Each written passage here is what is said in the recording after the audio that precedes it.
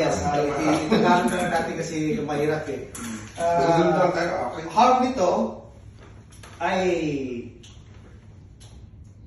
magiging, kung hindi ka marunong sa mag-operate, how to operate the machine, you might be getting a physical injury.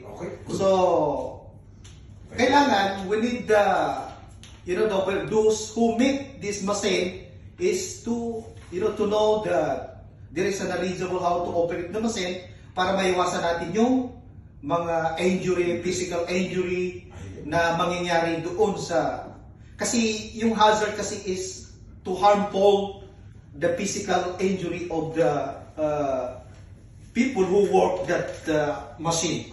So, kailangan natin yun.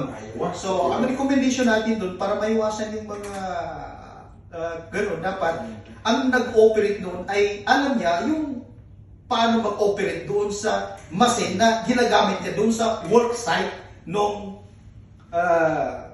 area. So, as a safety officer, kailangan natin i-monitor yun para kung sakasakali makikita natin na hindi naman siya capable or hindi niya alam yun, kasi maraming mga worker kasi, may worker kasi na magaling tapos kumuha siya ng kumbaga substitute niya, sige, ikaw muna doon dahil magpapahinga ako. So, yun ang pinaka-importante as a safety officer na mamumonitor natin doon kung sino talaga siya. Malay mo kung ordinary labor lang yung claim na kinuha niya para masubstitute niya yung race niya na magpapahinga siya. Kung yun yung kasama sa trabaho ng safety officer to operate para ma-minimize natin yung mga unaccepted na mga harmful na mangyayari. Okay.